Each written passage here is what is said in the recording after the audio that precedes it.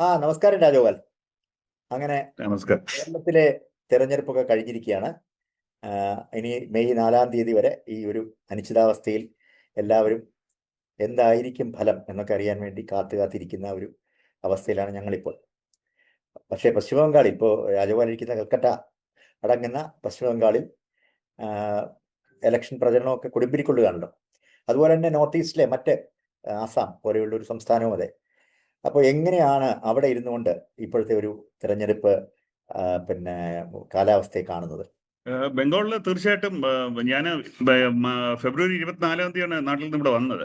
അപ്പൊ ആ വന്ന സമയത്ത് തീർച്ചയായിട്ടും മമതാ ബാനർജിക്ക് തന്നെയാണ് ക്ലിയർ ആയിട്ട് നമുക്കൊരു സാധാരണ ഒരു മേൽക്കോയ്മ. കാര്യം പ്രത്യേകിച്ച് കാരണമൊന്നുമില്ല. കാര്യം 2021 അവർ ജയിച്ച ശേഷം വീണ്ടും 2024 അവർ 2019 വളരെ നല്ല പ്രകടനം അവരുടെ പാർട്ടി കാഴ്ചവെച്ച രീതിയിൽ നിന്നും രാഷ്ട്രീയമായിട്ട് ഒരു വലിയ മാറ്റമൊന്നും ഉണ്ടായിട്ടില്ല ഓൺ ദ ഗ്രൗണ്ട്. അവർക്ക് ആന്റി ഇൻകംബൻസി തീർച്ചയായിട്ടും ഉണ്ട്.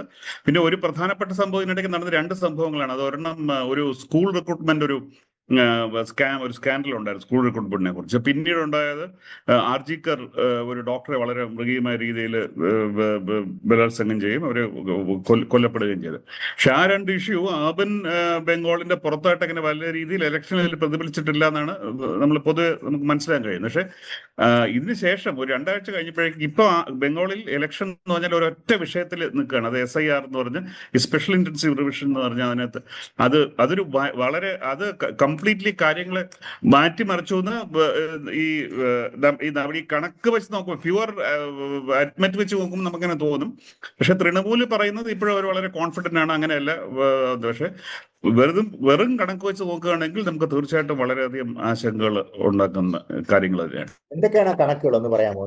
നമ്മുടെ ഞാൻ എന്റെ സംഖ്യകൾ വെച്ച് ഞാൻ ഒരു കാര്യം പറഞ്ഞോട്ടെ. കേരളം എനിക്ക് തോന്നുന്നത് SIR എന്താണ്, SIR യഥാർത്ഥ ഉദ്ദേശം എന്താണ് എന്നുള്ള ആശങ്കകളൊക്കെ അതിന്റെ തുടക്കത്തിൽ നമ്മളെല്ലാവരും പൊതുവെ പങ്കുവെച്ചിരുന്നെങ്കിൽ പോലും കേരളം ഒരു തെരഞ്ഞെടുപ്പിന്റെ പ്രോസസ്സിലൂടെ കടന്നു പോയിക്കൊണ്ടിരുന്നപ്പോഴൊന്നും SIR ഇവിടെ ചർച്ചാ വിഷയമായില്ല. അതൊരു വലിയ വോട്ടേഴ്സ് എത്ര പേര് ഇതിന്ന് ഇലക്ഷൻ തെരഞ്ഞെടുപ്പ് പട്ടികയിൽ പുറത്തുപോയി എന്നുള്ള കാര്യമോ അല്ലെങ്കിൽ അത് ഉണർത്തിവിട്ട ഒരു ആശങ്കകളൊക്കെ ഉണ്ടായിരുന്നല്ലോ, അതൊന്നും ഇവിടെ ഒരു ചർച്ചാ വിഷയമായില്ല. അതിനേക്കാളൊക്കെ വളരെ ചെറിയ ചില UDFന്റെ ചില ആരോപണങ്ങളൊക്കെ അല്ല വന്നല്ലാതെ അതൊന്നും പ്രധാനപ്പെട്ട ഒരു മേജർ ഇഷ്യൂസ് ഒന്നും വന്നില്ല എന്നുള്ള എനിക്ക് തോന്നിയിട്ടുള്ളത്. അത്തരം ഒരു കാര്യം അത് പക്ഷെ ബംഗാളിൽ വലിയൊരു ഇമ്പാക്ട് ഉണ്ടാക്കിയിരിക്കുകയാണെന്ന് ഇപ്പൊ രാജഗോപാൽ പറഞ്ഞല്ലോ. അതെങ്ങനെയാണ് അതിന്റെ കണക്ക് പറയാമോ? അത് ശരിക്ക് ഇത് തുടങ്ങിയപ്പോൾ ആദ്യം ഈ പ്രക്രിയ തുടങ്ങി ബീഹാർ ഇലക്ഷൻ കഴിഞ്ഞ ഉടനെ ബംഗാളിൽ തുടങ്ങി.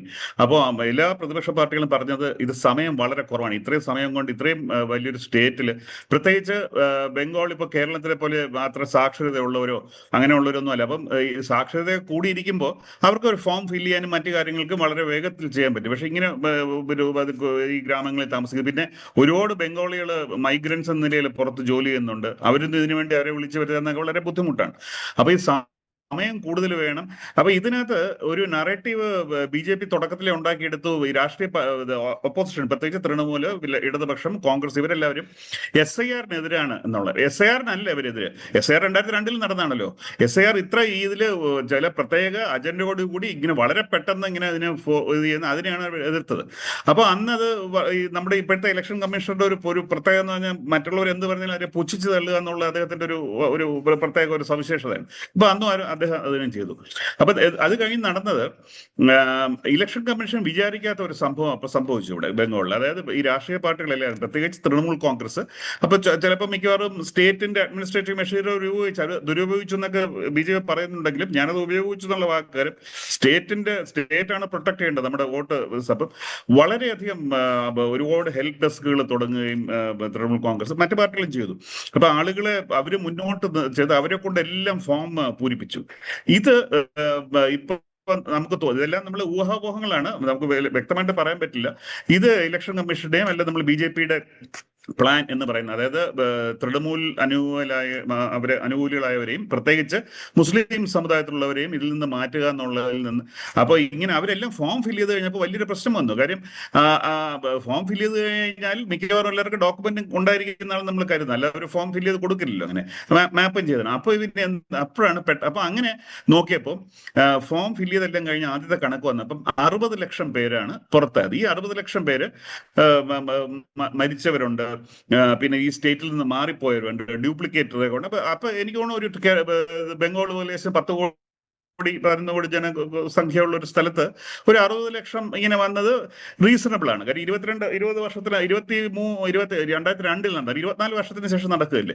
അപ്പൊ എനിക്ക് തോന്നുന്നു ഈ 60 ലക്ഷം എന്നുള്ള figure more or less reasonable ആണ്. എന്ന് മാത്രമല്ല, ഈ 60 ലക്ഷം പേരുടെ പേര് അത് സ്ട്രെയിറ്റ് ആയിട്ട് ഡിലീറ്റ് ചെയ്യാണ്. അപ്പൊ അങ്ങനെ ഡിലീറ്റ് ചെയ്യുമ്പോൾ ഇപ്പൊ നമുക്ക് എന്തുള്ള എന്റെ പേര് അങ്ങനെ ഡിലീറ്റ് ചെയ്യുകയാണെങ്കിൽ, ഈ 60 ലക്ഷത്തിലാണെങ്കിൽ അങ്ങനെ ഡിലീറ്റ് ചെയ്യുകയാണെങ്കിൽ എനിക്ക് എന്തെങ്കിലും പരാതി, ഇപ്പൊ ഞാനിവിടെ വീട്ടിലില്ലാത്ത സമയത്താണ് വന്ന് ചെയ്തെന്നിരിക്കട്ടെ, അല്ലെങ്കിൽ ഞാൻ എന്റെ ഡ്യൂപ്ലിക്കേറ്റ് വേറെ ആരെങ്കിലും എന്നെ പറ്റി കള്ളപ്പരാതി കൊടുത്തതാണെങ്കിൽ എനിക്ക് ഉടനെ അതിനെതിരായിട്ട് നമ്മളിപ്പോൾ സാധാരണഗതിയിൽ ഫോം 6 എന്ന് പറഞ്ഞ ഫോം ഉപയോഗിച്ചാണ് ഒരു പുതിയ വോട്ടർ നമ്മൾ രജിസ്റ്റർ ചെയ്യുന്നത്. അപ്പൊ ഇതേ സംവിധാനം നമുക്ക് ഉപയോഗിക്കാം, ഫോം 6. അതിനകത്ത് ഒരു അനീതിയുണ്ട്. കാര്യം എനിക്ക് വേണമെങ്കിൽ പറയാം, ഞാൻ ഇതുവരെ വോട്ട് ചെയ്തിരുന്ന എന്റെ നമ്പർ മാറ്റാൻ സ്റ്റേറ്റിന് ആരാണ് അധികാരം കൊടുത്തതെന്നുള്ള എത്തിക്കലും മോറലായിട്ടുള്ള ഇഷ്യൂസ് ഉണ്ട്. പക്ഷെ വോട്ടവകാശം സംരക്ഷിക്കാൻ വേണ്ടി എനിക്ക് വീണ്ടും അപ്ലൈ ചെയ്യുകയും അങ്ങനെ അപ്ലൈ ചെയ്യുമ്പോൾ തെരഞ്ഞെടുപ്പ് കമ്മീഷൻ നിയമാനുസൃതമായിട്ടുള്ള 11 രേഖകൾ അങ്ങോട്ട് അവർ ആവശ്യപ്പെടുന്നത്. അതിൽ ഏതെങ്കിലും ഒരു രേഖ കൊടുക്കുകയും ആ രേഖകൾ അവർക്ക്, കാര്യം അവരെല്ലാം ചെക്ക് ചെയ്യും, അത് ചെക്ക് ചെയ്തിട്ട് നമ്മൾ യോഗ്യൻ, അത് മറ്റാരെ പോലെ നമുക്ക് യോഗ്യത ഉണ്ടെങ്കിൽ നമുക്ക് ഇലക്ഷൻ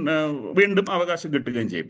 അപ്പൊ അത് ഈ 60 ലക്ഷത്തിനകത്ത് പിന്നീട് ഒരു 5 ലക്ഷം പേരെ കൂടെ, ശരിക്കും ആദ്യം 58 ലക്ഷവും പിന്നീട് ഒരു 5 ലക്ഷം കൂടി ഇതേ രീതിയിൽ, അപ്പൊ ഏകദേശം 62-63 ലക്ഷം പേര് പുറത്തായി. പക്ഷേ അപ്പോഴാണ് പലരും പറയാൻ തുടങ്ങി BJP പ്രതീക്ഷിച്ച ഇങ്ങനെയല്ല, ഏകദേശം 1.2 crore വരെ മാറ്റപ്പെടുന്നതാണ് ഒരു പ്രതീക്ഷ. ഇത് പറയാൻ കാര്യം, മധ്യപ്രദേശിൽ മധ്യപ്രദേശിലെ സ്റ്റേറ്റിൽ ഏകദേശം 2.3 crore ആണ് ആദ്യം ഇന്നത്തെ ഫ്ലാഗ് ചെയ്യപ്പെട്ടത്. അപ്പൊ മധ്യപ്രദേശ് പോലൊരു സ്റ്റേറ്റില് 2.3 ഫ്ലാഗ് ചെയ്യപ്പെട്ടെങ്കിൽ ഈ ബംഗാൾ അതിർത്തി സ്റ്റേറ്റ് ആണ്, ബംഗ്ലാദേശിൽ എല്ലാം കൂടി ഇങ്ങോട്ട് വരികയാണെന്ന് മധ്യപ്രദേശിൽ അവര് ഭരിക്കുകയല്ലേ. BJP എത്രയോ വർഷമായിട്ട് ഭരിക്കുന്നു, കോൺഗ്രസ് ഇടയ്ക്ക് കുറച്ച് നാളെ കണ്ട വന്നു. അപ്പൊ ആ ദിവസങ്ങൾക്ക് ഇത്രയും ബംഗ്ലാദേശിലേക്ക് വന്ന് കയറാൻ പറ്റില്ല, നുഴഞ്ഞു കയറാൻ പറ്റില്ലല്ലോ. അപ്പൊ അവരുടെ ഒരു നറേറ്റീവ് തന്നെ പൊളിയുന്ന ഒരു സംഭവം ഉണ്ടായി. അപ്പോഴാണ് ഇലക്ഷൻ കമ്മീഷൻ ലോജിക്കൽ ഡിസ്ക്രിപ്പൻസീസ് എന്ന് പറഞ്ഞൊരു സംഭവം കൊണ്ടുവന്നു. എല്ലാ സ്റ്റേറ്റിലും ഉണ്ട് ലോജിക്കൽ ഡിസ്ക്രിപ്പൻസീസ് എന്ന് പറഞ്ഞാൽ ഈ ആദ്യത്തെ ലിസ്റ്റ് പോരാ, അതിനകത്ത് അവര് നമ്മുടെ സ്പെല്ലിങ്സ്, പിന്നെ ഒരു ഒട്ടും എക്സ്പ്ലെയിൻ, ഇതൊന്നും പബ്ലിക്കായിട്ട് പറഞ്ഞില്ല, ഇതെല്ലാം പത്രങ്ങളിൽ കൂടെ നമ്മൾ അറിയുന്നതാണ്. അപ്പൊ പ്രത്യേകിച്ച് സ്പെല്ലിങ്സ്, പിന്നെ വളരെ ആശങ്ക ഉപയോഗിക്കുന്ന ചിലർ പറയുന്ന സ്പെല്ലിങ്സ് മാത്രമല്ല, ഇപ്പൊ ഒരു വ്യക്തിയുടെ പേരിൽ ഇപ്പൊ മാപ്പിംഗ് നമ്മൾ ഉദ്ദേശിക്കുന്നത്, എന്റെ പേര് അല്ലെങ്കിൽ ഈ വോട്ടറുടെ പേര് 2002 ലിസ്റ്റിൽ നമ്മുടെ പേരില്ലെങ്കിൽ നമ്മുടെ ക്ലോസ് റിലേറ്റീവ്സിന്റെ പേര് ഉണ്ടായിരുന്നാൽ മതി, നമ്മുടെ പേര്. അപ്പൊ ഈ ക്ലോസ് റിലേറ്റീവ്സ് ആരാണ് എന്നതിനെ കുറിച്ച് തന്നെ വളരെയധികം കൺഫ്യൂഷൻ അന്നുമുണ്ട്. ഇന്നലെ പോലും ഞാൻ എൻ്റെ ഒരു സുഹൃത്തായ ഒരു ഡൽഹിയിലെ ഒരു ജേർണലിസ്റ്റിനെ കൊണ്ട് ഇലക്ഷൻ കമ്മീഷൻ ഓഫീസിൽ ചെക്ക് ചെയ്തപ്പോൾ അവർക്ക് പോലും വ്യക്തമായി പറയുന്നത് അപ്പം എന്റെ BLO പറഞ്ഞത് ക്ലോസ് റിലേറ്റീവ്സ് എന്ന് പറഞ്ഞാൽ ബയോളജിക്കൽ പേരൻസ്, അതായത് അച്ഛൻ അമ്മ, പിന്നെ ബയോളജിക്കൽ ഗ്രാൻഡ് പേരൻസ് എന്ന് പറഞ്ഞ 6 പേര്, അത്രേ ഉള്ളൂ. വേറെ ആരും ക്ലോസ് റിലേറ്റീവ്സ് അംഗീകരിക്കില്ല എന്ന്. പക്ഷെ വേറെ എൻ്റെ ഒരു നെയ്ബർ ഇവിടെ പറഞ്ഞ ആ BLO പറഞ്ഞ അല്ല, സഹോദരനോ സഹോദരിയോ ഭാര്യയോ അങ്ങനെ, അതും ക്ലോസ് റിലേറ്റീവ്സ് ആണ് അംഗീകരിക്കും. അപ്പൊ ഇതിനെക്കുറിച്ച് ഇന്നലെ ഞാൻ ചോദിച്ചിട്ടുള്ളൂ, ഇതെല്ലാം പ്രോസസ്സ് കഴിഞ്ഞിട്ട് പോലും അതിനൊരു വ്യക്തമായിട്ട്, അപ്പൊ വോട്ട് പോലും വളരെ പരിഭാവന, ഡെമോക്രസിയിലെ ഏറ്റവും പരിഭാവന അവകാശമാണ് വോട്ട്. അതിനെക്കുറിച്ച് ഒരു നിയമം പറയുമ്പോൾ ഇത്ര വേഗമായിട്ട് പറയുക പറഞ്ഞാൽ തന്നെ ഇതിന്റെ പിന്നിൽ ഒരു അജണ്ട ഉണ്ടാകുന്ന സംശയിക്കണമല്ലോ. അപ്പൊ എത്ര വോട്ട് കാണും ഇതുവരെ ഇങ്ങനെ അവര് മാറ്റിക്കാണും? ഞാൻ പറയാം. അപ്പൊ ഈ രണ്ടാമത് ഈ ലോജിക്കൽ ഡിസ്ക്രിപ്പൻസി കഴിഞ്ഞപ്പം വീണ്ടും ഒരു 60 ലക്ഷം പേര് ഈ ലോജിക്കൽ അവരെ അണ്ടർ അഡ്ജുഡിക്കേഷൻ എന്ന് പറഞ്ഞ അതിലോട്ട് മാറ്റി. അപ്പം രണ്ടും കൂടെ മറ്റേ 60 ലക്ഷം ഉണ്ട്, ഇതും കൂടെ ആയപ്പോൾ 1.2 crore. ഈ അണ്ടർ അഡ്ജുഡിക്കേഷൻ വന്നവര് അവരുടെ BLOs വിളിച്ചിട്ട് പറഞ്ഞു, നിങ്ങളുടെ യൂഷ്വലി മാപ്പിംഗ് ആയിരിക്കും പ്രശ്നം. ഞാൻ നേരത്തെ പറഞ്ഞ റിലേറ്റീവിനെ കാണാൻ പറ്റുന്നില്ല എന്ന്. അപ്പൊ നമ്മൾക്ക് ഈ നേരത്തെ പറഞ്ഞ 11 ഡോക്യുമെന്റ്സിൽ ഏതെങ്കിലും ഒരു ഡോക്യുമെന്റ് നമ്മൾ കൊടുക്കുക. അപ്പൊ എന്നെ സംബന്ധിച്ച് എന്റെ പേര്, എന്റെ അച്ഛന്റെ പേര് തിരുവനന്തപുരത്ത് എന്തുകൊണ്ടോ കണ്ടുപിടിക്കാൻ പറ്റിയില്ല, എന്റെ പേരും ഇവിടെ കണ്ടുപിടിക്കാൻ പറ്റില്ല 2002. അപ്പൊ ഞാൻ എന്റെ സ്കൂൾ സർട്ടിഫിക്കറ്റ്, അത് സ്കൂൾ ലീവിംഗ് സർട്ടിഫിക്കറ്റ്, SLC, ഞാൻ കേരളത്തിൽ SSLC പഠിച്ചിട്ടുണ്ട്, SL സർട്ടിഫിക്കറ്റ് അതാണ് കൊടുക്കാൻ പറയുക. അതിന്റെ കൂട്ടത്തിൽ തന്നെ അച്ഛന്റെ ഡെത്ത് സർട്ടിഫിക്കറ്റ്, പാസ്പോർട്ടിന്റെ പാസ്പോർട്ട് പക്ഷേ അപ്പോഴേക്കും എക്സ്പയർ ചെയ്തിരുന്നു. പക്ഷെ അത് കുഴപ്പമില്ല, 1 മാസമേ ഉള്ളൂ. കഴിഞ്ഞ ഒക്ടോബറിലാണ്, ഇത് ഞാൻ കൊടുക്കുന്ന നവംബറിലെ കൊടുത്തു. അപ്പൊ അതിന്റെ ഫോട്ടോ കോപ്പി ഇതെല്ലാം കൊടുത്തു. അതിനുശേഷം പിന്നെ അനക്കൊന്നുമില്ല. അങ്ങനെ ഇരുന്നപ്പോഴാണ് ഈ അഡ്ജുഡിക്കേഷൻ ലിസ്റ്റിങ്ങിന് നീണ്ടു പോയപ്പോൾ സുപ്രീം കോർട്ട് പറഞ്ഞു അത് സപ്ലിമെന്ററി ലിസ്റ്റ് ഇഷ്യൂ ചെയ്യണം എന്ന്. മാത്രമല്ല ഈ സപ്ലിമെന്റിനെ കുറിച്ച് പരാതിയിലുണ്ടെങ്കിൽ 19 ട്രൈബ്യൂണലിനെ വെച്ച് അവര് ഇതിനെക്കുറിച്ച് നോക്കണം. അപ്പം ഈ സപ്ലിമെന്ററി ലിസ്റ്റ് കഴിഞ്ഞ വെള്ളിയാഴ്ച, ഇതിന് മുമ്പത്തെ വെള്ളിയാഴ്ച വന്നപ്പോൾ എന്റെ പേര് അതിനകത്ത് എക്സ്ക്ലൂഡ് എന്നാണ് പറയുന്നത്, ഡിലീറ്റഡ് എന്നല്ല, എക്സ്ക്ലൂഡഡ് എന്ന്. അങ്ങനെ അത് ഇതുപോലും എത്രയാണെന്ന് വ്യക്തത വന്നത് ഈ തിങ്കളാഴ്ച രാത്രിയാണ് വ്യക്തത വരുന്നത്. 27 മോർ ദാൻ 27 lakh പീപ്പിൾ ആ 60 ലക്ഷത്തിനകത്ത് എന്ന് പറഞ്ഞാൽ, നേരത്തെ പറഞ്ഞ 62, 63 പ്ലസ് 27, അങ്ങനെ ഇപ്പൊ ബംഗാളിൽ അവസാനത്തെ കണക്ക് 90.3 ലക്ഷം, 4 ലക്ഷം പേര്, 90 ലക്ഷം എന്ന് പറഞ്ഞാൽ നമ്മുടെ ടോട്ടൽ ഇലക്ട്രേറ്റിന്റെ 11%. പക്ഷെ അത് 11% കാണും വലുതായിട്ട് തോന്നൂല. പക്ഷെ നമ്മൾ 75% വരെ അവർ മാറ്റിയിരിക്കുകയാണ്. 45%, അതൊരു ഭയങ്കര ഭീകരമായ ഒരു സംഖ്യയാണ്. അപ്പൊ ഇവർക്ക് എന്നിട്ട് അപ്പൊ പറഞ്ഞപ്പോ അപ്പൊ നമ്മുടെ ആശയുണ്ട്, ഉടനെ നമ്മുടെ അടുത്ത ഓപ്ഷൻ അപ്പീൽ കൊടുക്കുക. അപ്പൊ ഈ 19 ട്രൈബ്യൂണലുണ്ടല്ലോ, അവരുടെ ജോലിയാണ് ഈ അപ്പീൽ നോക്കുക എന്നുള്ളത്. അപ്പോഴാണ് വിവരം പുറത്തു വരുന്നത്, ഈ ട്രൈബ്യൂണൽ ഒന്നും ഇവർ സ്ഥാപിച്ചിട്ടില്ല എന്നുള്ള കാര്യം. ഈ ട്രൈബ്യൂണൽ ഒന്നും ഇപ്പോഴും ഇന്ന് പോലും ഫുൾ ഫ്ലെഡ്ജഡ് ആയിട്ട് ട്രൈബ്യൂണൽ സ്ഥാപിച്ചിട്ടില്ല എന്ന് മാത്രമല്ല, ഇലക്ഷൻ നമ്മുടെ ഇവിടുത്തെ 2 ഘട്ടമായിട്ടാണ് ബംഗാളിൽ ഇലക്ഷൻ നടക്കുന്നത്. ഒന്ന് 23-ാം തീയതി, മറ്റേത് 29-ന്. അപ്പൊ 23-ാം തീയതി ഇലക്ഷന്റെ നാമനിർദ്ദേശ പത്രിക 7-ാം തീയതി ക്ലോസ് ചെയ്തു. അവസാനത്തെ റൗണ്ടിന്റെ ഇന്നലെ ക്ലോസ് ചെയ്തു. എന്ന് പറഞ്ഞാൽ ഇനി നമുക്ക് നമ്മുടെ പേര് ആഡ് ചെയ്യാൻ പറ്റില്ല. ഇപ്പൊ നമ്മൾ പുറത്തായി. അപ്പൊ ഈ ഇലക്ഷനിൽ വോട്ട് ചെയ്യാൻ പറ്റില്ല. ഈ ഇലക്ഷൻ വോട്ട് ചെയ്യാൻ പറ്റില്ല. ഇനിയും ഈ ട്രൈബ്യൂണൽ ഇനിയും ഇത് കേസ് കേട്ടിട്ട് തീരുമാനിക്കും. അപ്പൊ ഈ ട്രൈബ്യൂണൽ ഇത് അക്സെപ്റ്റ് ചെയ്യുകയാണെങ്കിൽ കുഴപ്പം, നമ്മുടെ പേര് അടുത്ത ഇലക്ഷൻ വരും. റിജക്ട് ചെയ്യുകയാണെങ്കിൽ ഒന്നുകിൽ നമുക്ക് കോടതിയിൽ തന്നെ ചലഞ്ച് ചെയ്യാം, അല്ലെങ്കിൽ നേരത്തെ പറഞ്ഞ പോലെ ഫോം 6 വെച്ച് ഒന്നും കൂടെ അപ്ലൈ ചെയ്യും. പക്ഷെ പ്രശ്നം എന്ന് പറയുന്നത്, ഈ ഇലക്ഷനിൽ ഇവരങ്ങ് ആർബിട്രേറ്റ് തീരുമാനിക്കുക. സുപ്രീം കോർട്ട് പറഞ്ഞിരിക്കുന്ന ഈ ഇലക്ഷനിൽ ചെയ്തില്ലെങ്കിലും അടുത്ത ഇലക്ഷനിൽ ചാൻസ് കിട്ടുന്നുള്ളൂ. അപ്പൊ ഈ പ്രശ്നം പറ്റുന്നത് ഇപ്പൊ 27 ലക്ഷം പേര് അതിനകത്ത് ഏകദേശം ഒരു വലിയൊരു സംഖ്യ 10 മുസ്ലിങ്ങൾക്ക് വളരെ കൺസിഡറബിൾ പോപ്പുലർ ചില 10 ബോർഡർ ഡിസ്ട്രിക്റ്റിലാണ് വരുന്നത് എന്ന് പറഞ്ഞാൽ തീർച്ചയായിട്ടും തൃണമൂൽ ഇത് എന്ന് മാത്രമല്ല, ഇന്നിപ്പോ ടെലിഗ്രാഫ് പത്രത്തിൽ ഒരു വാർത്തയുണ്ട്. അവർ കൽക്കട്ടയിൽ 11 സീറ്റാണുള്ളത്. കൽക്കട്ട ഡിസ്ട്രിക്റ്റില് നമ്മുടെ തിരുവനന്തപുരത്ത് പല സീറ്റുകളുള്ള പോലെ കൽക്കട്ടയിൽ 11 അസംബ്ലി സീറ്റുണ്ട്. ഈ 11 അസംബ്ലി സീറ്റിലും ഓരോ സീറ്റിലും നമ്മൾ പ്രത്യേകം നോക്കുകയാണ്, അവിടുത്തെ ഈ ഡിലീറ്റഡ് നമ്പർ ഓഫ് സീറ്റ്സ് കഴിഞ്ഞ തവണത്തെ ഇലക്ഷൻ മാർജിനെക്കാട്ടി വളരെയധികം കൂടുതൽ. ഞാൻ ഉദാഹരണം പറയാം. ഒരു സ്ഥലത്ത് ചൗരംഗി എന്ന് പറഞ്ഞ വളരെ പ്രസിദ്ധമായ സീറ്റില് ഡിലീറ്റ് ചെയ്യപ്പെട്ടിരിക്കുന്ന ഏകദേശം 80,000 വോട്ടാണ്. അതേസമയം കഴിഞ്ഞ അടുത്ത മാർജിൻ 20,000 വിക്ടറി മാർജിൻ. ഇപ്പൊ ഈ ബാലിഗഞ്ച് എന്ന് പറഞ്ഞാൽ തൃണമൂലിലെ ഏറ്റവും ശക്തമായ സീറ്റ്, എന്റെ പേര് പറ്റിയ സീറ്റ് ബാലിഗഞ്ച്. ഈ ബാലിഗഞ്ചില് ഇതുപോലെ വെട്ടിയിരിക്കുന്ന ഏകദേശം 70,000 അങ്ങോട്ട് അല്ല 50,000 സീറ്റാണ് 50,000 വോട്ടാണ് വെട്ടിയിരിക്കുന്നത്. കഴിഞ്ഞ തവണത്തെ മെജോറിറ്റി എന്ന് പറഞ്ഞാൽ 35,000. അപ്പൊ എല്ലായിടത്തും അപ്പൊ എന്ന് പറഞ്ഞാൽ ഇപ്പം ഇവരെല്ലാരും തൃണമൂൽ വോട്ടുകാരാണ് വെട്ടുന്ന നല്ലതെന്ന് പറയുന്നത്. പക്ഷെ തീർച്ചയായിട്ടും ഒരു ആശങ്ക എല്ലാവരും. അപ്പൊ തൃണമൂൽ പറയുന്നത് അതാണ്, ഇവരെല്ലാരും കഴിഞ്ഞോണം ഈ വെട്ടിയവര്, അതും കുറച്ച് ശരി.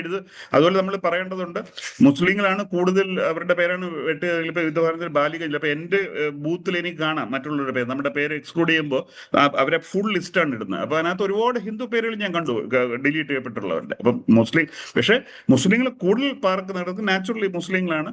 പിന്നെ വളരെ ആശങ്കയുള്ള, ഞാൻ നേരത്തെ പറഞ്ഞില്ലേ, ഞാൻ പറയാൻ വിട്ടുപോയി, ഇതിനകത്തൊരു ക്രൈറ്റീരിയൻ, അത് ഒഫീഷ്യലായിട്ട് കൺഫേം ചെയ്തിട്ടില്ല, പത്രങ്ങളിൽ വന്ന വാർത്തയാണ്. അവരുപയോഗിക്കുന്ന ഒരു ക്രൈറ്റീരിയൻ, ഇപ്പൊ ഞാൻ നേരത്തെ പറഞ്ഞില്ല, ഒരു ഗ്രാൻഡ് പേരന്റോ അല്ലെങ്കിൽ പാരന്റുമായിട്ട് മാപ്പ് നമ്മുടെ ലിങ്ക് ചെയ്യണം. പക്ഷെ എനിക്ക് ഒരു 6 or 7 സഹോദരിമാരുണ്ടെന്നിരിക്കട്ടെ, അങ്ങനെയാണെങ്കിൽ 4-ൽ കൂടുതൽ പേര് ഒരേ ആളിന്റെ പേരിൽ മാപ്പ് ചെയ്യുകയാണെങ്കിൽ അപ്പാരന്റ്ലി ഒരു സോഫ്റ്റ്വെയർ വെച്ച് അത് അവരുടെ അങ്ങ് ഓട്ടോമാറ്റിക് ആയിട്ട് പിന്നെ വേറെ നോക്കുന്നില്ല, അവർ ഒഴിവാക്കുകയാണ്. ഇത് ഭയങ്കര ഭീകരമായ സത്യമാണെങ്കിൽ അപ്പൊ ഇത് പ്രശ്നം, എന്താണ് പ്രോസസ്സ് എന്ന് ഇവർ പറയുന്നില്ല ഒരു സമയത്തും. അതുപോലെ ഈ വളരെ പ്രിസിഷൻ ആയിട്ട് പലരുടെയും പേരുകൾ, ഇപ്പം ഷേഖ് എന്നുള്ള പേര് വളരെ കോമൺ ആണ്, ഒരു മുസ്ലിം പേരാണ്. അപ്പൊ ഷേഖ് SHEIKH എന്ന് എഴുതും, SHAIKH എന്ന് എഴുതും, SK എന്ന് എഴുതും. SKയിൽ എസും കെയും ക്യാപിറ്റൽ ലെറ്റർ, എസ് ക്യാപിറ്റലും കെ ലോവർ എഴുതും. അപ്പൊ പിന്നെ ചിലര് പേരിന് മുമ്പ് ഷേഖ് എന്ന് വയ്ക്കും, പേരിന് ശേഷം ഷേഖ് എന്ന് വയ്ക്കും. അപ്പൊ അതെല്ലാം 2002 വേറെ ഏതൊരു ഉദ്യോഗസ്ഥരായിരിക്കും എന്നെ എഴുതിയെടുത്തത് വീട്ടിൽ വരുമ്പോൾ. ഇവര് പലർക്കും എഴുതാൻ പറ്റാത്ത ഒരു വായ്മൊഴി പറയാം. നമ്മുടെ വീട്ടിൽ പോലും ഞാനിപ്പോ വീട്ടിലില്ലെങ്കിൽ എന്റെ ഭാര്യ പറഞ്ഞു കൊടുത്ത് കേട്ട് അവർ എഴുതുകയാണ്, നമ്മളല്ല എഴുതി കൊടുക്കുന്നത്. അപ്പൊ ഏത് രീതിയിൽ ഇത് ഇങ്ങനെയുള്ള അതിസൂക്ഷ്മമായ രീതിയിൽ മാച്ച് ചെയ്തിരിക്കുന്നത് പലർക്കും സംശയം, ആരും കൺഫേം ചെയ്യുന്നില്ല. ഇത് ഏതോ ആർട്ടിഫിഷ്യൽ ഇന്റലിജൻസ് ഉപയോഗിക്കുന്ന അല്ലെങ്കിൽ ഇത് വളരെ അഡ്വാൻസ്ഡ് സ്പീഡിൽ ചെയ്യുന്ന ഒരു സോഫ്റ്റ്വെയർ അല്ലെങ്കിൽ ഇങ്ങനെ ഇരുന്ന് കണ്ടുപിടിക്കാൻ പറ്റില്ല. അതിനകത്ത് പക്ഷെ അതാണ് അതിന്റെ പ്രോസസ്സ് എന്താണെന്ന് അതുപോലും നമ്മൾ ലോകത്തിലെ ഏറ്റവും വലിയ ജനാധിപത്യം എന്ന് പറയുന്നിടത്ത് ട്രാൻസ്പെറൻസി ഇല്ല എന്നുള്ള വലിയൊരു പ്രശ്നം തന്നെയാണ്. അതിനകത്തൊരു ഇർഫാൻ ഹബീബ് എന്നൊരാളുടെ ഒരിടം വായിച്ചല്ലോ, അദ്ദേഹത്തിന്റെ ഇത് കളഞ്ഞു, പക്ഷെ അദ്ദേഹം പ്രിസൈഡിംഗ് ഓഫീസറോ ആരോ ആയിട്ട് ഒരു തെരഞ്ഞെടുപ്പ് ഉദ്യോഗം. ഇർഫാൻ ഹബീബ് അദ്ദേഹം പ്രിസൈഡിംഗ് ഓഫീസറാണ്.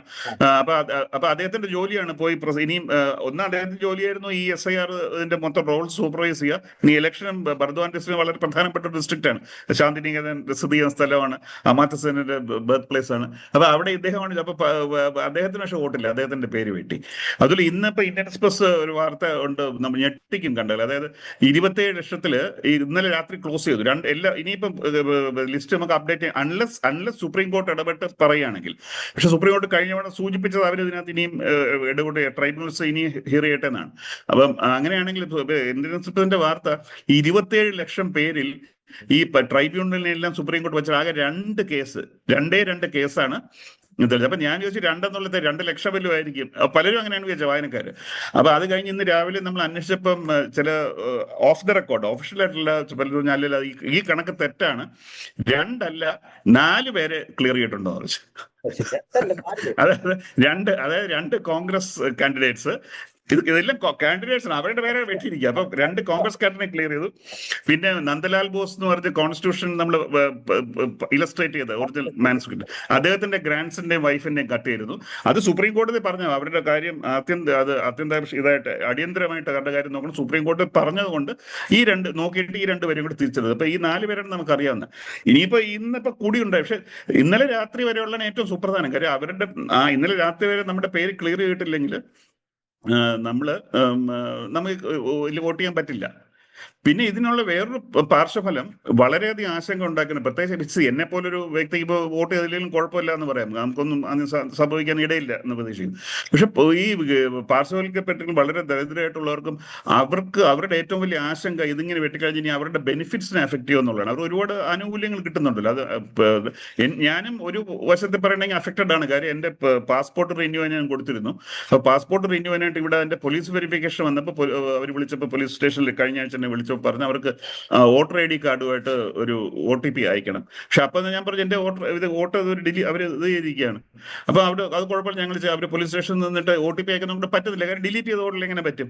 അപ്പൊ ബാക്കി ഡോക്യുമെന്റ്സ്, പക്ഷെ നിയമം അനുസരിച്ച് മറ്റ് ഡോക്യുമെന്റ്സ് അവർ അക്സെപ്റ്റ് ചെയ്യണം. അത് ഞാൻ കൊടുത്തിട്ട് വന്നു. ഇപ്പൊ 1.5 ആഴ്ചയായി ഒരു അനക്കവും ഇല്ല. ഇപ്പോഴും അത് ഇതിനകത്ത് കാണിക്കുന്ന പോലീസ് വെരിഫിക്കേഷൻ അണ്ടർ വേ എന്ന് പറയും. ഇതുകൊണ്ടാണോ എന്ന് അറിയില്ല. അപ്പൊ ഇങ്ങനെയുള്ള ഒരുപാട് അതിന്റെ പാർശ്വഫലങ്ങൾ ഉണ്ട് അതിന്റെ. രാജഗോപാലിന്റെ വോട്ട് ഇല്ലെങ്കിലും കുഴപ്പമൊന്നുമില്ല എന്നുള്ള രീതിയിൽ പറഞ്ഞു അത് വോട്ട് ചെയ്തില്ലേ. പക്ഷെ അങ്ങനെയല്ല, മറ്റുള്ളവരെ സംബന്ധിച്ചിടത്തോളം വളരെ പ്രധാനപ്പെട്ട ഒരു വോട്ടാണത്. കാര്യം ഏകാധിപത്യത്തിനും വർഗീയതയ്ക്കെതിരായിട്ടുള്ള ഒരു വോട്ടാണല്ലോ അത്. അതുകൊണ്ട് ആ വോട്ട് വളരെ ക്രൂഷ്യൽ. പക്ഷേ നമ്മളൊരു വ്യക്തി പോലെ ഞാൻ പ്രൊജക്ട് ചെയ്യേണ്ട ഞാൻ ഉദ്ദേശിച്ചത്. പക്ഷെ മറ്റുള്ളവരുടെ കാര്യം പലർക്കും ഉറക്കം നഷ്ടപ്പെട്ടവർ കാര്യം എന്ത് സംഭവിക്കുന്ന ഒരു തീർച്ച കാര്യം അവർക്ക്. പിന്നെ ഒരു പ്രത്യേകത ബംഗാളിന്, ഇതാണ് ഞാൻ പറഞ്ഞത്, ഈ സെലക്ഷൻ കമ്മീഷനൊക്കെ ഇത് അതുപോലെ BJPക്ക് ഒന്നും ബംഗാളിനെ അഥവാ അടുത്തറിയാവുന്നത് കൊണ്ടാണ്. ബംഗാളിൽ പലപ്പോഴും ഇപ്പൊ സുന്ദർബൻ പോലെ ഒരു സ്ഥലം എല്ലാ വർഷവും അവിടെ വെള്ളപ്പൊക്കം ഉണ്ടാകുന്നുണ്ട്. വെള്ളപ്പൊക്കം ഉണ്ടാകുമ്പോൾ ഈ വെള്ളപ്പൊക്കം ഇങ്ങനെയുള്ള സ്ഥലങ്ങളിൽ താമസിക്കുന്നവര് അവരുടെ ഏറ്റവും പ്രഷ്യസ് ആയിട്ടുള്ള ഡോക്യുമെന്റ്സ് 2 ഡോക്യുമെന്റ്സ് ആണ്. ഒന്ന് ഈ ആധാർ കാർഡ്, മറ്റേ റേഷൻ കാർഡ്.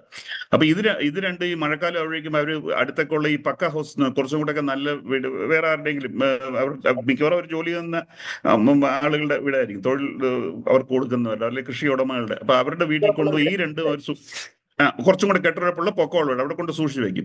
മറ്റു കാര്യങ്ങൾ ഈ വെള്ളം വരുമ്പോൾ ഇവരൊന്ന് ഓടുകയാണ്. ഈ സമയത്ത് നമ്മൾ വോട്ടർ ID കാർഡോ മറ്റേ നമ്മുടെ ഈ സ്കൂൾ ഇതൊന്നും സ്കൂൾ സർട്ടിഫിക്കറ്റ് സ്കൂളിൽ പോയിട്ടുണ്ടെങ്കിൽ അതൊന്നും അവരുടെ ജീവിതത്തിൽ ഒരു മാറ്റം ഉണ്ടാക്കിയിട്ടില്ല.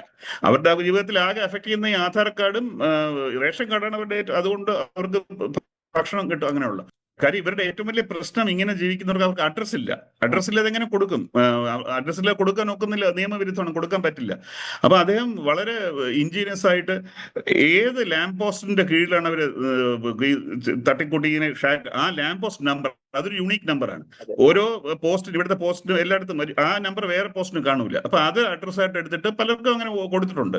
പക്ഷേ അത് അന്നത്തെ ഇന്ത്യ, അന്ന് അത് നമ്മൾ എംബ്രേസ്. അത് ഇന്ന് പറയുമ്പോൾ ഇവിടുത്തെ പഴയ ഉപരിവർഗ്ഗക്കാരും പറയണം അതെല്ലാം നുഴഞ്ഞു കയറ്റക്കാരെ വേണ്ടി ഈ CPM-ഉം മമതയും കൂടെ വോട്ട് ചെയ്യാൻ വേണ്ടി അവരെ വിളിച്ച് ലാമ്പ് പോസ്റ്റ് വെച്ച് കൊടുത്തു. കാര്യം എന്ത് ചെയ്താലും അതിനെ ഡിമണൈസ് ചെയ്യുക എന്നുള്ളതാണ് ഇപ്പോഴത്തെ ഒരു അവസ്ഥ.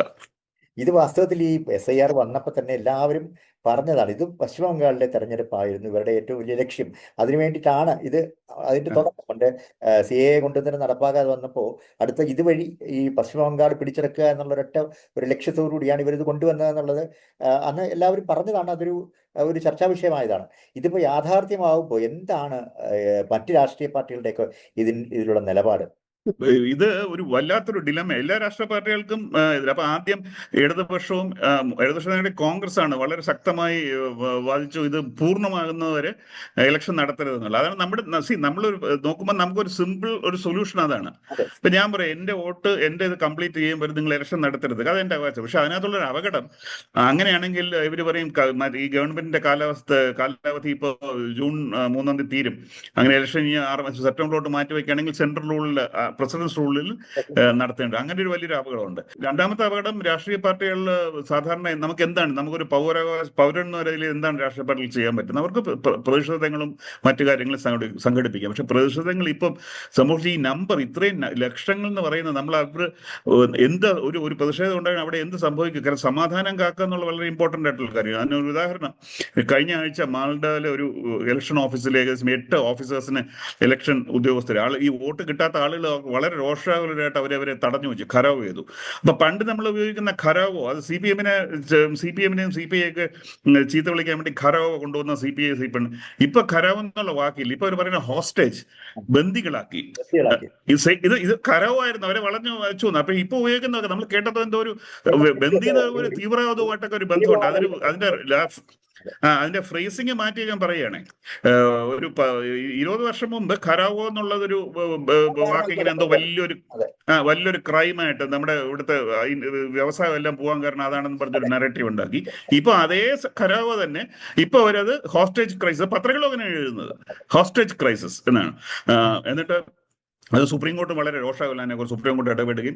പക്ഷേ അപ്പോൾ പലരും പ്രത്യേകിച്ച് ബംഗാളിന് പുറത്തുള്ള പല ന്യൂസ് മീഡിയയും അവരെല്ലാം പറഞ്ഞ ബംഗാൾ ഗവൺമെന്റിനെ പക്ഷെ ആ സമയത്ത് ബംഗാൾ അഡ്മിനിസ്ട്രേഷൻ ഇലക്ഷൻ കമ്മീഷന്റെ കീഴിലാണ്, മമതയുടെ കീഴിലല്ല. പോലീസ് അഡ്മിനിസ്ട്രേഷൻ ചീഫ് സെക്രട്ടറി പോലും അവർ മാറ്റി. എന്ന് അതിനുശേഷം പക്ഷെ ബംഗാൾ CID, അതായത് ഡിസ്ട്രിക്റ്റിലെ CID ഇപ്പോഴും മമതയുടെ കീഴിലാണ്. അപ്പൊ അവരെന്നിട്ട് CID ഒരാളെ അറസ്റ്റ് ചെയ്തു ഇതിന്റെ പിന്നിൽ. അത് അദ്ദേഹം നമ്മുടെ ഹൈദരാബാദിലെ OICയുടെ ഒരു പഴയ അനുയായിയാണ് ഈ വ്യക്തി, ഈ ഖരാവോ സംഘടിപ്പിച്ച ആള്.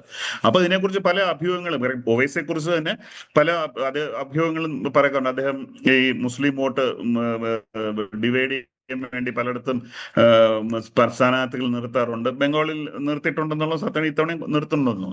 രണ്ടാമത്തെ ഇവരുടെ ഏറ്റവും വലിയ ഡിലമ്മ എന്ന് പറഞ്ഞാൽ എന്ത് ചെയ്യും എന്നുള്ളതാണ്. കാര്യം ഒരു പ്രതിഷേധം സംഘടിപ്പിക്കുകയാണെങ്കിൽ ഇത്രയും ലക്ഷങ്ങളാണ് ആളുകൾ അഫക്ട് ചെയ്യുന്ന വളരെ വൈകാരികമായ ഒരു ഇഷ്യൂല് അത് നമ്മുടെ കൈവിട്ട് പോവുകയും അതിനകത്ത് പിന്നെ അത് സമാധാനപരമായ അല്ലെങ്കിൽ അത് വലിയ പ്രശ്നങ്ങൾ സൃഷ്ടിക്കും. അതിനൊരു ഉദാഹരണമായിരുന്നു കഴിഞ്ഞ ആഴ്ച മാൽഡയിൽ 8 ഓഫീസേഴ്സിനെ ഇലക്ഷൻ കമ്മീഷണറെ തിരഞ്ഞു വയ്ക്കുകയും അത് അവരെ ബന്ദികളാക്കി വെച്ചു എന്ന് പറഞ്ഞു. പിന്നെ സുപ്രീം കോടതി ഇടപെടുകയും അതിനിപ്പം നാഷണൽ ഇൻവെസ്റ്റിഗേഷൻ ഏജൻസി അന്വേഷിക്കാൻ തോന്നുന്നു. അങ്ങനത്തെ ആ രീതിയിലൊക്കെ പോകും. അപ്പോൾ ഇങ്ങനെയുള്ള സംഭവങ്ങൾ ഉണ്ടാകുമ്പോൾ നമ്മൾ നോക്കേണ്ടത് ഒരു ക്രമസമാധാന നില ഉണ്ടാകുകയാണെങ്കിൽ ആരായിരിക്കും അതിന്റെ ബെനിഫിഷ്യറി എന്ന്. കാര്യം ഒരു ക്രമസമാധാന നില ഉണ്ടാക്കിയിട്ട് മമതയ്ക്കൊന്നും നേടല്ല, അവർക്ക് അവിടെ കാര്യം കേന്ദ്രം കൂടുതൽ ഇടപെടാൻ ചാൻസ് ഉണ്ട് അങ്ങനെ ഉണ്ടെങ്കിൽ. അപ്പോഴാണ് ഇപ്പോൾ അറസ്റ്റ് ചെയ്യുന്ന ആദ്യത്തെ ഒരു കീ സസ്പെക്ട് എന്ന് പറഞ്ഞാൽ നേരത്തെ ഒരു OICയുടെ അദ്ദേഹത്തുമായിട്ട് കഴിഞ്ഞ മുൻകാലങ്ങളിൽ അദ്ദേഹമായിട്ട് ബന്ധമുണ്ടായിരുന്നു. ഇപ്പോൾ ഉണ്ടെന്ന് തോന്നുന്നില്ല, ബന്ധമുള്ള ആളാണ്. അപ്പൊ ഇത് പല അഭ്യൂഹങ്ങൾക്കും ആരാണ് ഇതിന്റെ പിന്നിൽ ഇങ്ങനെ പ്രശ്നങ്ങൾ ഉണ്ടാക്കുന്നത് എന്നുള്ള ഇത്. അപ്പൊ ഇതുകൊണ്ടാണ് അവർക്കൊരു വലിയൊരു മാസ് പ്രകടനമോ അങ്ങനെയൊക്കെ അത് വളരെ സൂക്ഷിച്ച് ചെയ്യേണ്ട. ഇപ്പൊ അങ്ങനെ അഡ്വൈസബിൾ അല്ല. കാര്യം വളരെ വൈകാരികമായി അതിനെക്കുറിച്ച് ജനങ്ങൾ കൈയിട്ട് വീട്ടുകയാണ് പോകണമെങ്കിൽ. അപ്പൊ അതുകൊണ്ട് രാഷ്ട്രീയ പാർട്ടികൾ ഇതിനെക്കുറിച്ച് സംസാരിക്കുന്നുണ്ടെങ്കിലും ശരിക്കും പറഞ്ഞാൽ നമ്മുടെ ഇൻസ്റ്റിറ്റ്യൂഷൻസ് ആണ് ഇതിനകത്ത് ഇടപെടേണ്ടത്. ഇതിനകത്ത് രാഷ്ട്രീയ പാർട്ടികളുടെ ആ സ്റ്റേജ് കഴിഞ്ഞു. അവർ ചെയ്യേണ്ട, അവർ വളരെ സുസ്ഥിരമായ രീതിയിൽ ഈ ഫസ്റ്റ് റൗണ്ട് ഞാൻ പറഞ്ഞ പോലെ എല്ലാവരെയും കൊണ്ട് പങ്കെടുപ്പിച്ച് അവരെ കൊണ്ട് ഫോം നിർബന്ധിച്ച് പൂരിപ്പിച്ച് അവർ രാഷ്ട്രീയ പാർട്ടികളിലെ ജനങ്ങളുടെ ഇടയിലുള്ള ഇടപെടൽ ആ സ്റ്റേജ് അവർ വളരെ നന്നായിട്ട് തന്നെ ചെയ്തു. ഇനിയുള്ള അടുത്ത സ്റ്റേജ് നമ്മുടെ ഇന്ത്യൻ ഇൻസ്റ്റിറ്റ്യൂഷൻസിന് ടെസ്റ്റ് ആണത്. ആ ഇൻസ്റ്റിറ്റ്യൂഷൻസ് ആണ് ഇന്റർവീൻ ചെയ്യേണ്ടത് ഇതിനെ. പക്ഷെ ഞാൻ പറഞ്ഞ പോലെ ഇതുവരെ അങ്ങനെ ഫലപ്രദമായ ഒരു ഇന്റർവെൻഷൻ ഉണ്ടായിട്ടില്ല എന്നുള്ളത്. എനിക്കിതിനകത്ത് ഒരു ചോദ്യം കൂടെ ചോദിച്ചിട്ട് നമുക്കിത് ഈ കോൺവെർസേഷൻ അവസാനിപ്പിക്കാം. എന്ന് പറഞ്ഞാൽ നമ്മൾ കണ്ടത് 36 വർഷമോ ഒക്കെ ഭരിച്ചിരുന്ന ഇടതുപക്ഷ ഗവൺമെന്റിനെ പുറത്താക്കിയത്, അല്ലെങ്കിൽ അവർ പുറത്തു പോകാൻ ഇടയായത് വലിയൊരു മാസ് അജിറ്റേഷൻ അവിടെ നടന്നു എന്നുള്ളതാണ്. അതിന്റെ തെറ്റ് ശരികളെ കുറിച്ച് ഇപ്പം സംസാരിക്കേണ്ട ആവശ്യമില്ല. പക്ഷേ മമതാ ബാനർജി നയിച്ച ഒരു വലിയൊരു നന്ദിഗ്രാം മുൻനിർത്തിക്കൊണ്ട് വലിയൊരു അജിറ്റേഷൻ, വലിയൊരു ജനവികാരത്തെ ഉണർത്തിവിട്ട ഒരു വലിയ പ്രക്ഷോഭമായിരുന്നത്. അത്തരം ഒരു പ്രക്ഷോഭം, അതിനേക്കാൾ എത്രയോ ഇടതുപക്ഷ ഗവൺമെന്റ് ചെയ്ത തെറ്റ് എന്ന് പറയുന്നതിനേക്കാൾ എത്രയോ വലിയ തെറ്റ്, ജനാധിപത്യത്തിന്റെ നെറുകയിൽ തന്നെ ആഞ്ഞടിച്ചിരിക്കുന്ന ഒരു വലിയ ഏകാധിപത്യത്തിന്റെ ആ ഒരു വലിയ തെറ്റിനെ ചൂണ്ടിക്കാട്ടാനോ അല്ലെങ്കിൽ അതിനെതിരെ ഒരു വലിയൊരു പ്രക്ഷോഭം നയിക്കാനോ എന്തുകൊണ്ടാണ് ബംഗാളിലെ ജനങ്ങൾക്ക് കഴിയാതെ പോകുന്നത്? ബംഗാളിലെ ജനത, അതായത് രാഷ്ട്രീയ കക്ഷികൾക്ക്, എല്ലാ രാഷ്ട്രീയത്തിന് അതീതമായിട്ടുള്ള ഒരു കക്ഷി രാഷ്ട്രീയത്തിന് അതീതമായ ഒരു ജനവികാരം എന്തുകൊണ്ടാണ് ഇതിനെതിരെ വളരെ പ്രകടമായ ഈ വലിയൊരു തെറ്റിനെതിരെ ഉയരാത്ത എന്തുകൊണ്ടാണ്? ജനവികാരം ഉണ്ടോ ഉള്ളത് നമ്മൾ ഇലക്ഷൻ കഴിഞ്ഞിട്ട് മനസ്സിലാക്കാൻ പറ്റുള്ളൂ. പക്ഷെ ഞാനാണ് പറഞ്ഞ ഈ മമതാ ബാനർജിയുടെ ആ അജിറ്റേഷൻ ആ കാര്യങ്ങൾ നടന്നത് 2008 തൊട്ട് കേസ് 2011 വരെയുള്ള വർഷങ്ങളായിരുന്നു. അന്ന് ആരായിരുന്നു കേന്ദ്രം ഭരിച്ചതെന്ന് നമ്മൾ നോക്കണം. അന്ന് ആരായിരുന്നു ബംഗാൾ ഭരിച്ചതെന്ന് നോക്കണം. ശരിക്കും ബംഗാളിൽ എന്നിട്ട് പോലും 14 പേര് നന്ദിഗ്രാമിൽ വെടിവെച്ച് കൊല്ലപ്പെട്ടു. നന്ദിഗ്രാമത്തിനകത്ത് 14 പേരാണ് വെടിയേറ്റ് മരിക്കപ്പെട്ടത്. അപ്പം ഇപ്പോ അങ്ങനെ ഒരു സംഭവം ഇന്ത്യയിൽ നമുക്ക് ഇന്ത്യയിൽ അങ്ങനെ ഒരു മൂവ്മെന്റ്, ഒരു ജനകീയ മൂവ്മെന്റ് ആകെ നമുക്ക് നമ്മുടെ മുന്നിലുള്ള ഫാമേഴ്സിന്റെ കർഷക ഡൽഹിയിലുള്ള അത് വളരെ അത് പക്ഷെ അവരത് അവിടെ ഇരുന്ന്, പക്ഷെ ഇതിപ്പോ ഇവിടുന്ന് ബംഗാളിൽ നിന്ന് ആൾ ഡൽഹി പോയി ഇരിക്കുക എന്ന് പറഞ്ഞാൽ ഒട്ടും പ്രാക്ടിക്കൽ അതല്ല. പിന്നെ ബംഗാളിലെ ആളിൽ ഇവിടെ കൽക്കട്ട തന്നെ കുത്തിയിരിക്കുകയാണെങ്കിൽ ഞാൻ നേരത്തെ പറഞ്ഞ പോലെ അത് it will backfire on the Mamata government ഉള്ളി. തലസ്ഥാനത്ത് വന്നിരുന്ന പ്രശ്നം ഉണ്ടായി കഴിഞ്ഞാൽ അത് മമതയെ തന്നെയാണ് ബാധിക്കുക. രണ്ട്, വളരെ ശക്തമായ രീതിയിൽ ഇത് തന്നെയാണ് BJPക്ക് ആവശ്യം. അങ്ങനെ ഒരു സംഭവം ഉണ്ടാകണമെങ്കിൽ, കാര്യം ഈ ഗവൺമെന്റ്, ഈ കേന്ദ്ര സർക്കാർ വളരെ ക്രൂരമായി ജനകീയ മൂവ്മെന്റുകളെ നേരിടാൻ വേണ്ടി ജനാധിപത്യം ഒട്ടും വിശ്വാസമല്ല. ഇപ്പൊ കാശ്മീരിൽ സംഭവിച്ചു, കാശ്മീർ ലെവലിൽ ഏകദേശം എത്രയോ മാസങ്ങളോളം ഇന്റർനെറ്റ് അടച്ചിട്ടിട്ട് അതൊരു ഗാരസൺ ഇതുപോലെ മാറ്റി. അതുപോലെ ഇപ്പൊ അവർക്ക് വേണ്ടത് തന്നെയാണ് ഒരു പ്രസിഡൻസ് റൂളോ മറ്റോ എന്തോ. അപ്പൊ ഇതൊരു വലിയ ഡൈലമാണ്. പക്ഷെ തീർച്ചയായിട്ടും ജനങ്ങളുടെ വികാരം അതുകൊണ്ടാണോ മമതയുടെ കോൺഫിഡൻസ് അതിൽ നിന്നാണ്? അത് ജനങ്ങളുടെ ഇടയിൽ ഇതിനെതിരെ വലിയൊരു വികാരമുണ്ടെന്നും കഴിഞ്ഞ വർഷത്തവണ അവർക്ക് വോട്ട് ചെയ്യാത്തവർ പോലും ഇത്തവണ വോട്ട് ചെയ്യും, അതാണോ അവരുടെ ഈ തൃണമൂലിന്റെ കോൺഫിഡൻസിന്റെ കാരണം എന്ന് എനിക്കറിയില്ല. പക്ഷെ പ്യുവർ മാത്ത്, അരിത്മെറ്റിക് ഒരിക്കലും അങ്ങനെ ആവണമെന്നില്ല. ഇതിന്റെ ഏറ്റവും നല്ലൊരു മഹത്തായ കാര്യം, ഇന്ത്യൻ ജനാധിപത്യത്തിന്റെ കാര്യം കണക്കുകൾക്ക് അതീതമായിട്ട് പലപ്പോഴും നമ്മുടെ ജനങ്ങൾ പ്രവർത്തിച്ചിട്ടുണ്ട്. നമ്മളെല്ലാം തെറ്റുണ്ട്. അത് കണക്ക് വെച്ച് നോക്കുകയാണെങ്കിൽ തീർച്ചയായിട്ടും നമുക്ക് ആശങ്കയുണ്ട്. നമുക്ക് ഏതായാലും ഇതൊരു വലിയ പ്രധാനപ്പെട്ട ഒരു വിഷയമാണ്. നമുക്ക് ഇതിനെക്കുറിച്ചും ഇനി അങ്ങോട്ടുള്ള പിന്നീട് കൂടുതൽ സംസാരിക്കാം. തീർച്ചയായിട്ടും കൂടുതൽ സംസാരിക്കണം. അപ്പോൾ രാജഗോപാൽ, താങ്ക് യു.